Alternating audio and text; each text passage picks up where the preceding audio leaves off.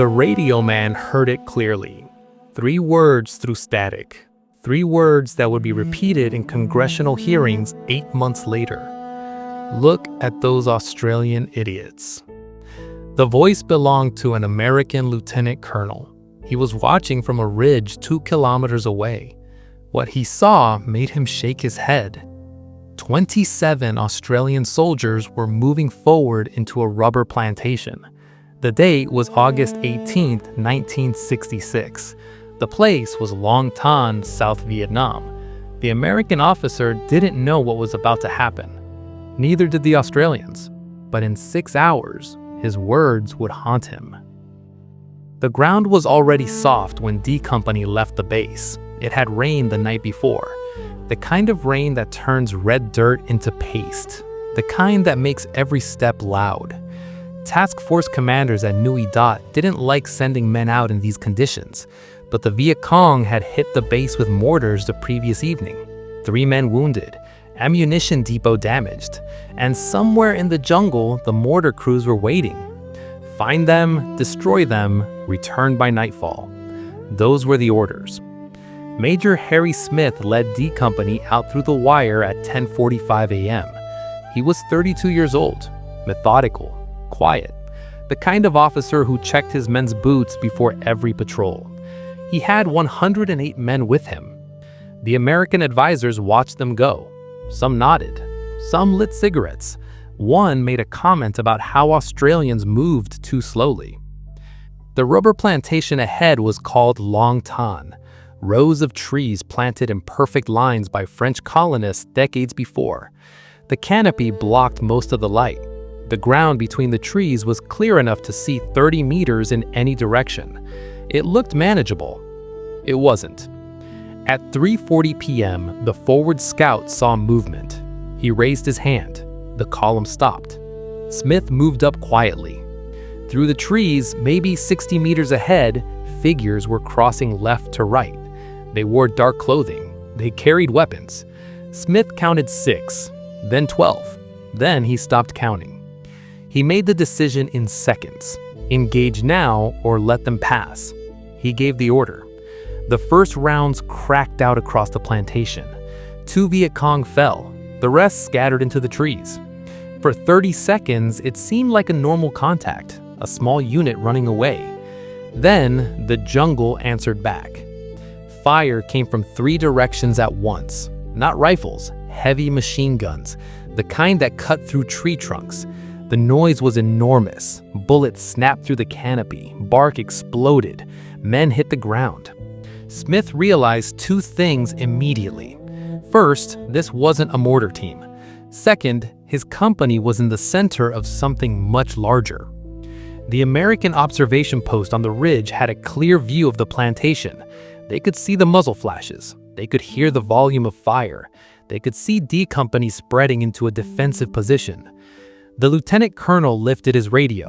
He called back to Nui Dat. His voice was calm, almost bored. Australians have made contact. Looks like they walked into an ambush. Probably a company-sized element. They're handling it. He didn't sound concerned. He was watching 108 men face an enemy force that would later be confirmed at 2,500. The rain started at 4:15 p.m. Not a drizzle, a monsoon downpour. Visibility dropped to 15 meters. The ground turned to mud. Radio signals weakened, and the Viet Cong kept coming. Smith's men formed a rough circle, 3 platoons in a perimeter, 1 in reserve.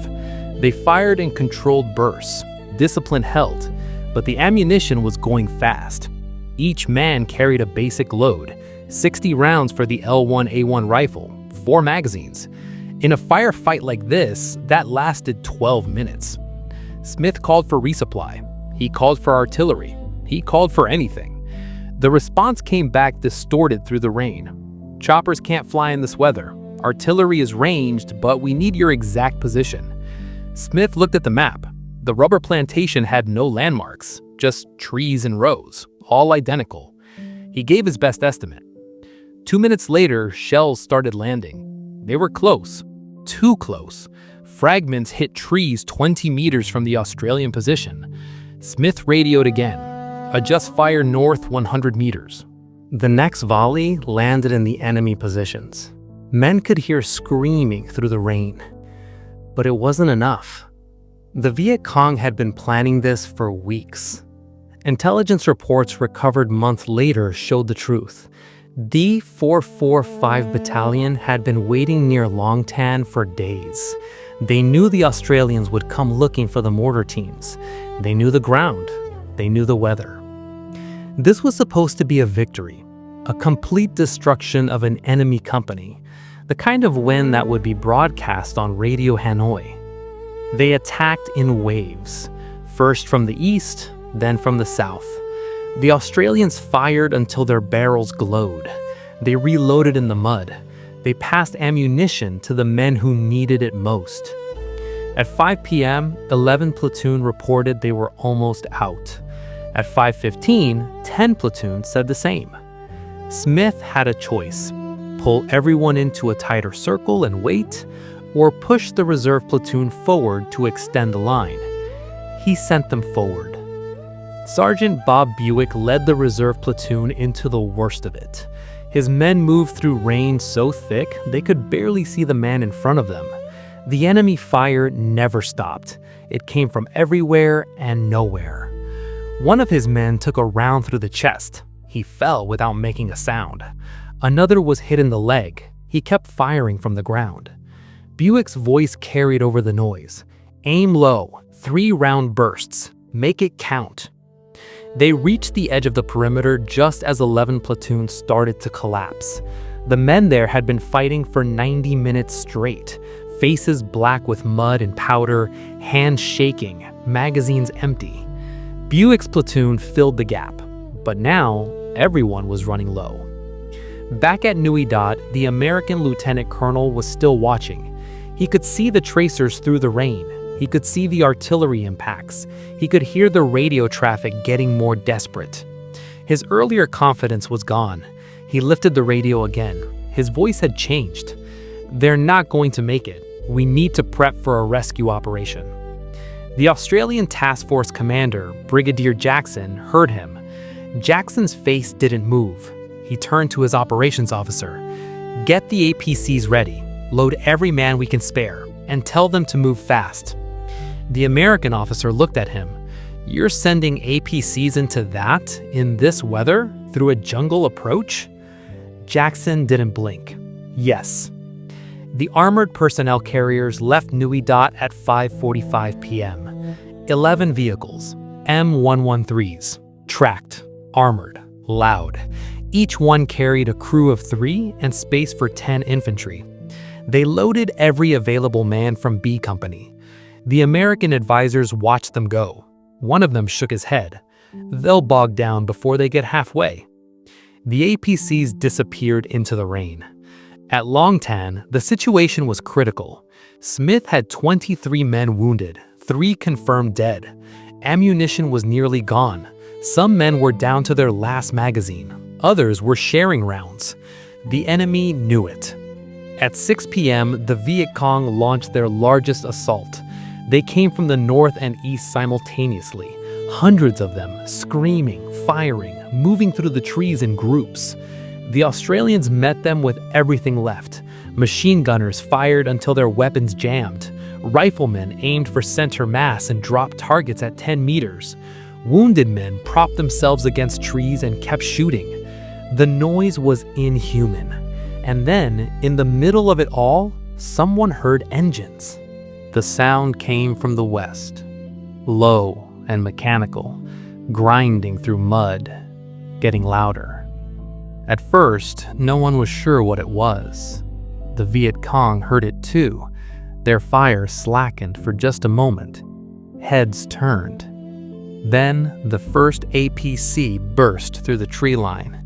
It came in fast, treads chewing through the soft ground. The .50 caliber machine gun on top opened up immediately. Long bursts that cut through the rain. Tracers lit up the plantation like daylight. Then the second carrier arrived. Then the third. 11 M113s spread into a line. They didn't stop. They kept moving forward, pushing into the enemy positions. The gunners fired continuously. Brass casings poured out onto the mud. The noise drowned out everything else. The Viet Cong lines broke. Men who had been advancing seconds before were now scrambling backward. Some tried to hold ground. The APCs rolled over their positions. Others ran deeper into the jungle. The 50 cows followed them until they disappeared. B Company infantry dismounted in the rain. They moved through the plantation in pairs, checking bodies, securing the flanks, calling out for wounded. Smith's men stopped firing. Some collapsed where they stood. Others just sat in the mud. One private was still pulling the trigger on an empty weapon. His hands wouldn't stop. The battle had lasted 4 hours and 13 minutes. The American lieutenant colonel arrived 30 minutes later. He came in a jeep with 2 other officers. The rain had stopped, but the ground was destroyed. Shell craters everywhere, trees shredded, spent casings carpeted the mud. He walked through the Australian positions slowly. He saw the faces, the 1,000-yard stares, the bloodstains, the scattered equipment. One of the Australian sergeants was helping a wounded man drink water. His hands were shaking so badly he could barely. The sound came from the west, low and mechanical, grinding through mud, getting louder. At first, no one was sure what it was. The Viet Cong heard it too. Their fire slackened for just a moment. Heads turned. Then, the first APC burst through the tree line. It came in fast, treads chewing through the soft ground. The 50 caliber machine gun on top opened up immediately, long bursts that cut through the rain. Tracers lit up the plantation like daylight. Then the second carrier arrived. Then the third. 11 M113s spread into a line. They didn't stop. They kept moving forward, pushing into the enemy positions. The gunners fired continuously. Brass casings poured out onto the mud. The noise drowned out everything else. The Viet Cong lines broke. Men who had been advancing seconds before were now scrambling backward.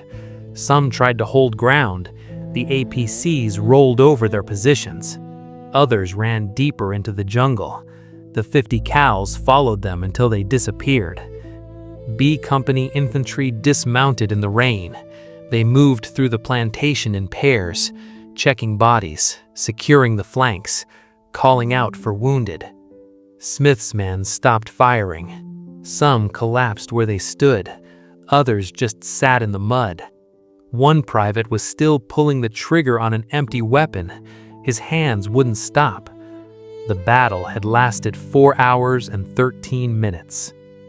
The American lieutenant colonel arrived 30 minutes later. He came in a jeep with 2 other officers. The rain had stopped, but the ground was destroyed. Shell craters everywhere, trees shredded, spent casings carpeted the mud. He walked through the Australian positions slowly. He saw the faces, the 1,000-yard stares, the bloodstains, the scattered equipment. One of the Australian sergeants was helping a wounded man drink water. His hands were shaking so badly he could barely hold the canteen. The American officer stopped next to Major Smith. Smith was sitting on an APC. His uniform was black with mud and blood, not all of it his own. He was writing in a small notebook, recording names, making sure he had everyone accounted for.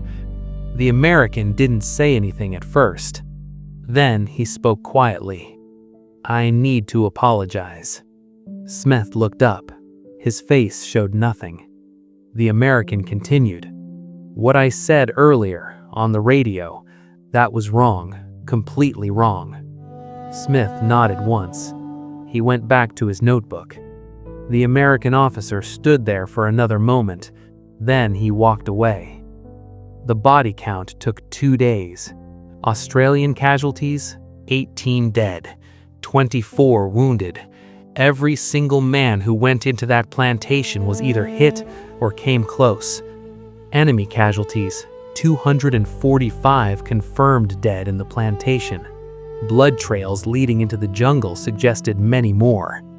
Documents found later indicated D445 Battalion lost more than half its strength. The numbers were reported up through channels: Australian Command, American Command, MACV headquarters in Saigon. The analysts looked at the ratio. They looked at the ammunition expenditure. They looked at how long D Company held without resupply. Then they looked at the terrain and weather conditions. Someone in the Pentagon called it statistically improbable. Someone else called it the most effective company-level action of the war. But the story didn't end with numbers. Later, 3 weeks after Long Tan, the Australian training methods became required study for American units rotating into Vietnam. The emphasis on fire discipline, the way they handled ammunition in extended engagements, how they formed defensive positions under pressure. Officers who had dismissed Australian tactics were suddenly teaching them. The change was quiet. No announcements, no formal directives. Just a shift in how things were done. American platoon leaders started carrying the same load calculations the Australians used. They started practicing the same contact drills. When they talked about defensive perimeters, they referenced Long Tan.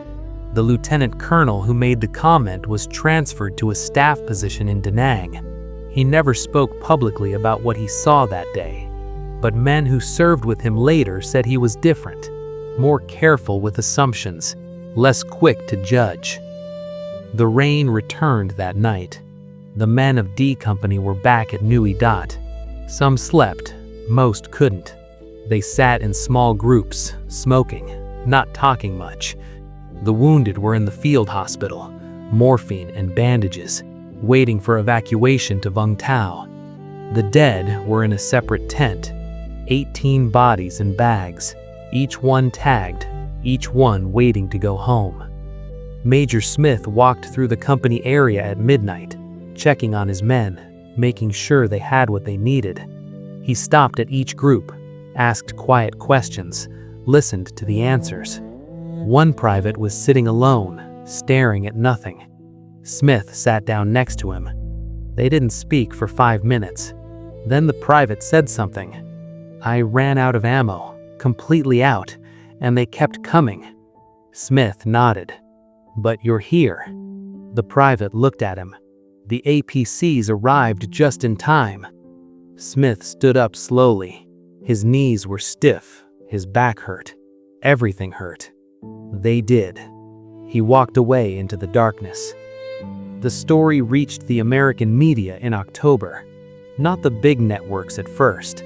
A wire service reporter heard about it from an Australian information officer. He filed a short piece, 3 paragraphs, buried on page 12 of most newspapers. Then a journalist in Sydney wrote a longer article. He interviewed survivors. He got the tactical details. He described what happened hour by hour. That version crossed the Pacific. By November, American military journals were analyzing the battle, breaking down the decisions, looking at what worked and what almost failed. The conclusion was always the same. D Company shouldn't have survived. The odds were impossible, but they held because of discipline and training and something harder to measure. One analysis called it a case study in refusing to accept defeat. Another called it the finest example of small unit cohesion under extreme duress in the Vietnam conflict. But the men who were there didn't use those words. They just called it Long Tan. The rubber plantation went back to silence. The trees remained. The shell craters filled with water. The bloodstains washed away in the next monsoon.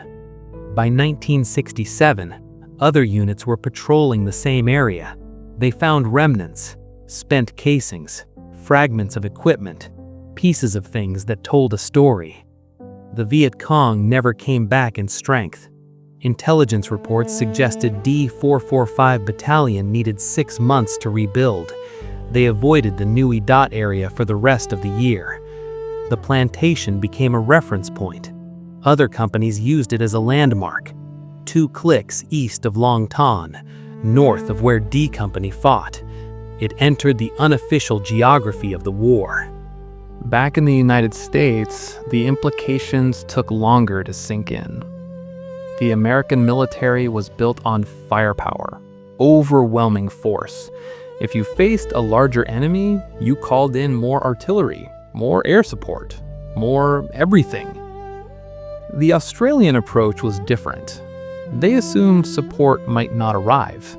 They trained for the worst case. Every man carried extra ammunition. Every section knew how to operate independently. Every platoon could form a defensive position without orders.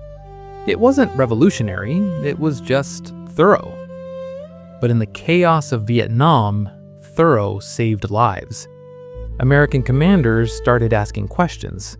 Why did the Australians train differently? What did they know that we didn't? How did they maintain discipline when everything fell apart? The answers were uncomfortable.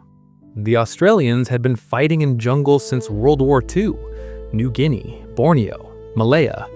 They learned lessons in places most Americans had never heard of. They learned that radios fail, that air support gets grounded, that the enemy doesn't follow your timeline. They trained for those realities.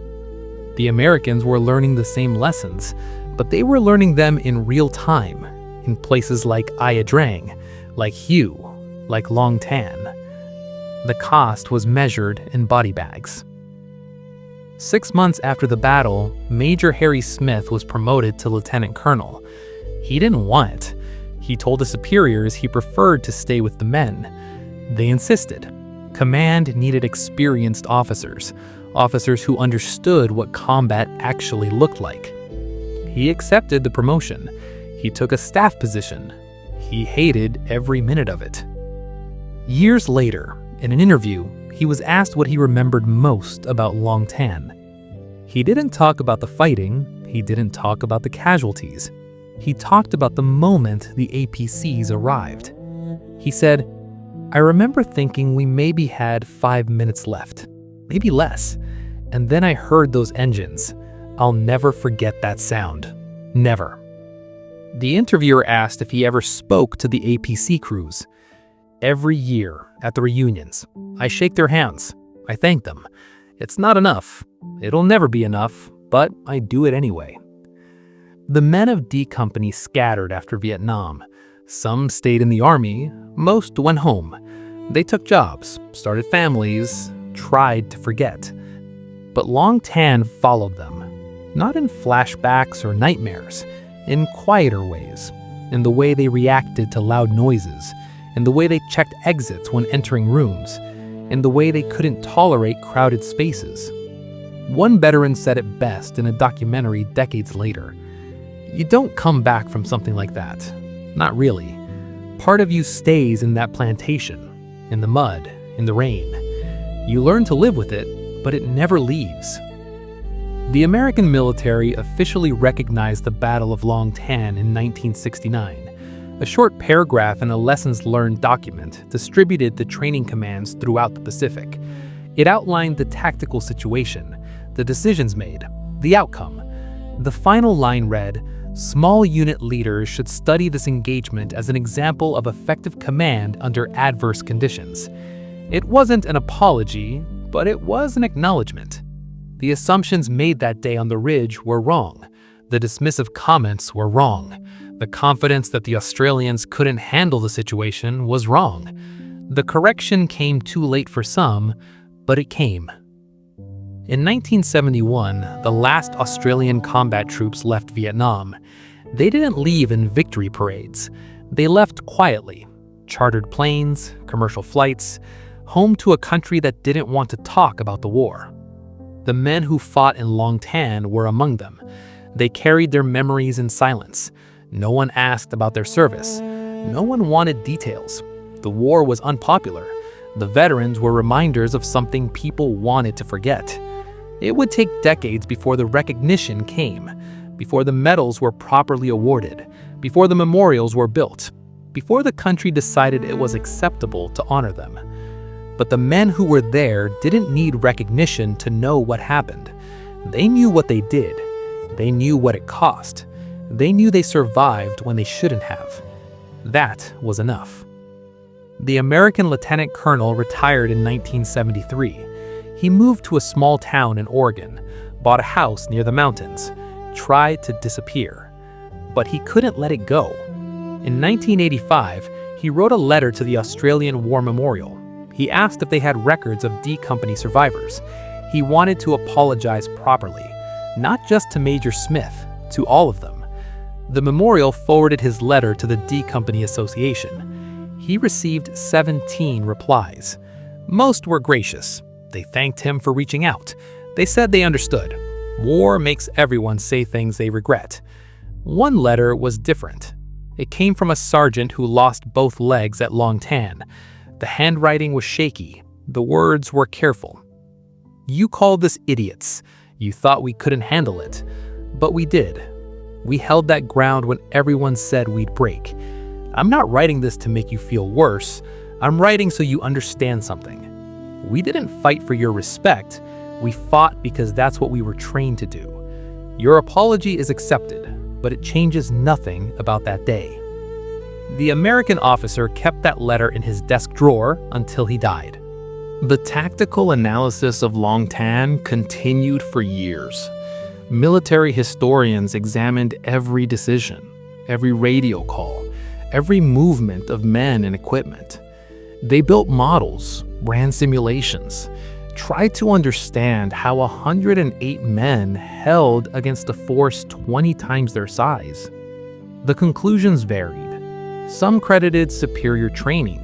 Some pointed to artillery support. Some said the APCs made the difference. But everyone agreed on one point. The battle should have ended differently. The Viet Cong had every advantage. They chose the ground. They chose the timing. They had numbers. They had supplies. They had a plan. D Company had discipline. In the end, that mattered more. One element of the battle remained classified until 1982.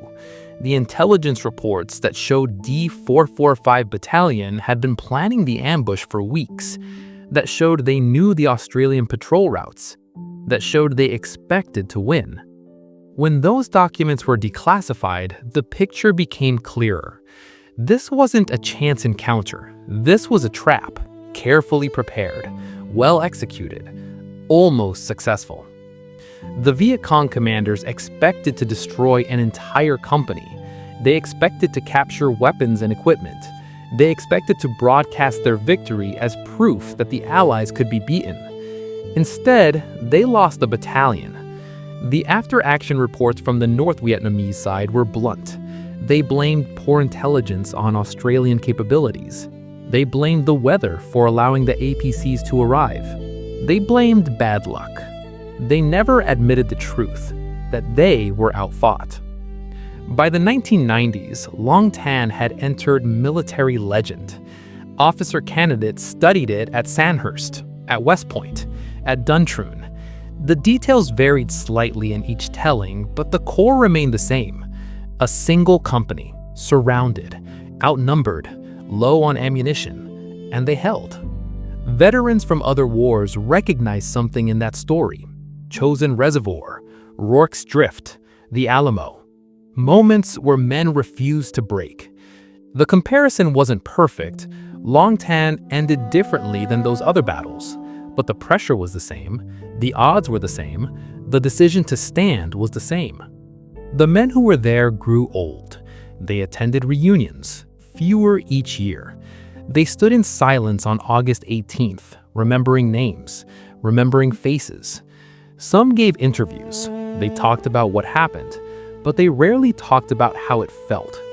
One veteran, when pressed, tried to explain. People ask if I was scared. Of course I was scared. We all were. But there wasn't time to think about it. You fire, you reload, you help the man next to you. You do what needs to be done.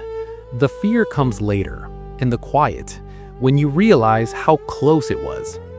Another was asked about the American comment, about being called idiots.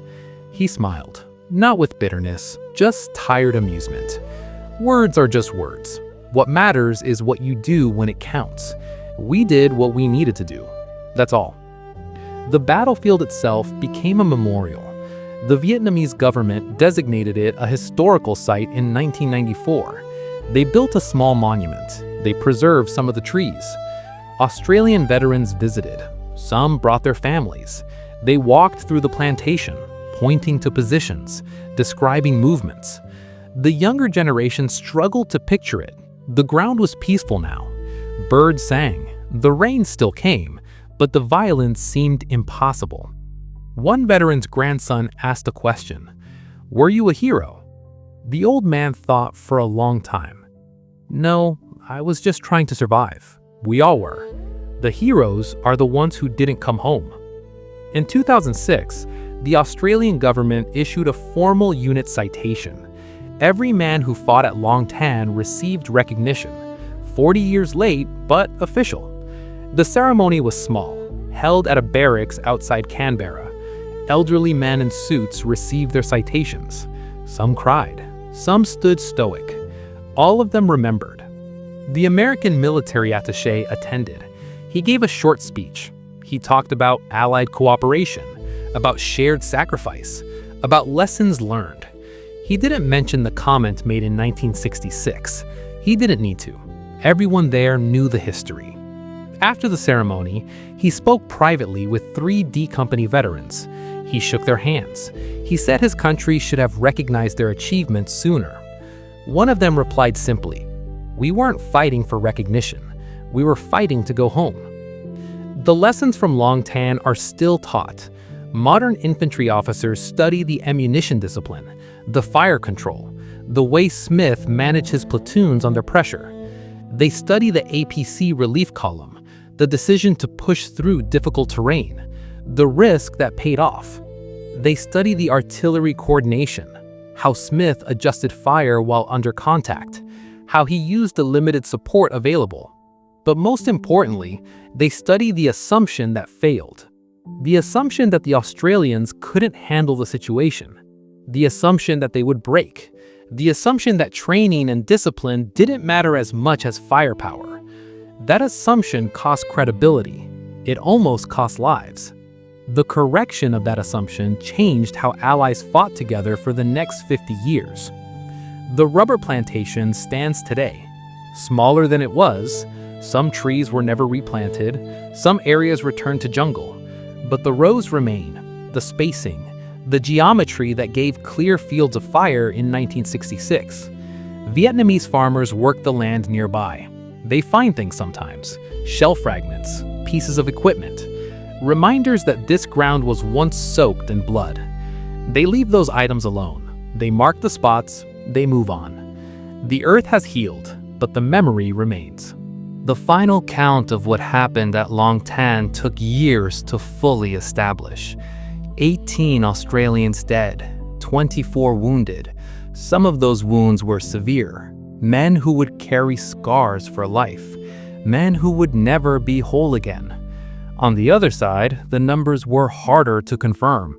The official count was 245 enemy dead found on the battlefield, but the blood trails suggested more, much more. Captured documents from 1967 indicated D445 Battalion reported 542 casualties, killed and wounded combined. The unit was effectively destroyed as a fighting force.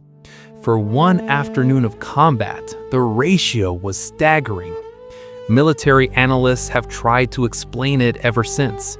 Superior training, better weapons, artillery support, the weather, luck. All of those played a role, but none of them tell the whole story. The truth is simpler and harder to quantify.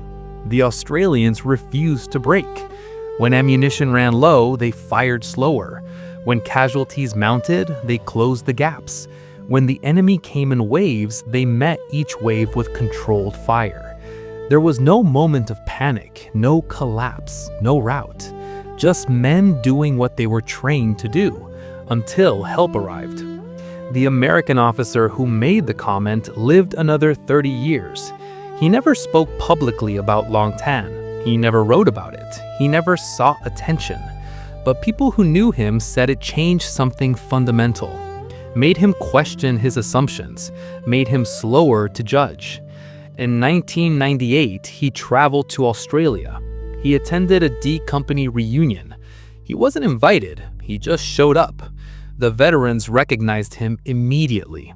The room went quiet. He stood at the entrance, uncertain, old. Major Smith, now in his 60s, walked over. They looked at each other for a long moment. Then Smith extended his hand. They shook. No words, just recognition. The American stayed for the entire event. He listened to the stories. He looked at the photographs. He stood with them in silence when they honored the dead. As he was leaving, one of the veterans stopped him. "You came a long way." The American nodded. "I should have come sooner." The impact of Long Tan extended beyond tactics and training. It changed the relationship between Australian and American forces. The casual dismissiveness disappeared. The assumptions about capability were corrected.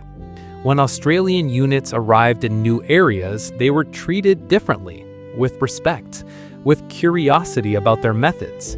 Some of those lessons were adopted, some weren't, but the conversation happened. That alone was significant. The war continued for another 9 years after Long Tan. It claimed more lives, caused more suffering, ended in failure. But the professional respect forged in that rubber plantation lasted longer than the war itself. Today, if you ask military historians about the most important small unit actions in Vietnam, Long Tan appears on every list. Not because it changed the outcome of the war, it didn't.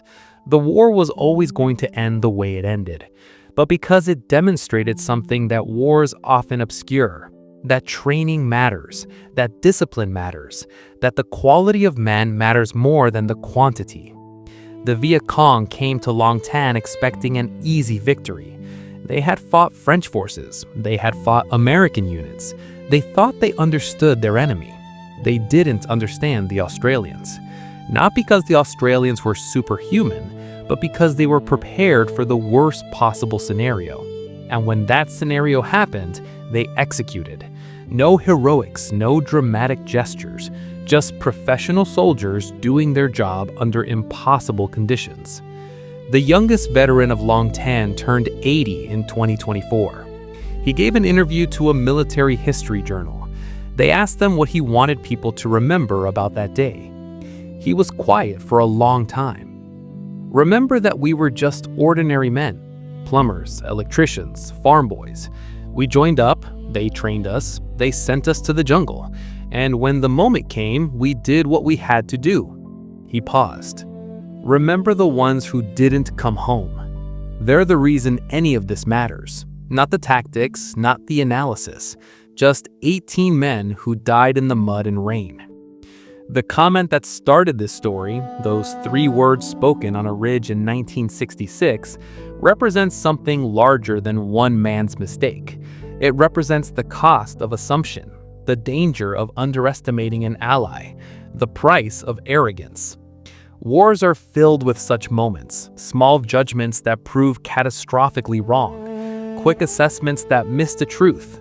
Usually, those mistakes are buried in classified reports, forgotten in the chaos. But sometimes they happen right before something extraordinary, and then they're preserved, recorded, studied. The lieutenant colonel who made those words lived with them for the rest of his life. Not because anyone punished him, not because his career ended, but because he watched what happened next. He saw men he dismissed prove him utterly wrong. He saw courage he didn't believe existed, and he had to reconcile that with what he said. That's the haunting part, not the words themselves, but the weight of being so completely wrong about men who deserved better. If you served or if someone in your family wore the uniform, share their story in the comments below. Tell us where they served, what they faced, how they carried it afterwards, and tell us where you're watching from. The US, UK, Australia, France, Germany, or anywhere else in the world. These stories matter. They deserve to be remembered. And if this story moved you, subscribe so you never miss another chapter of history that changed everything.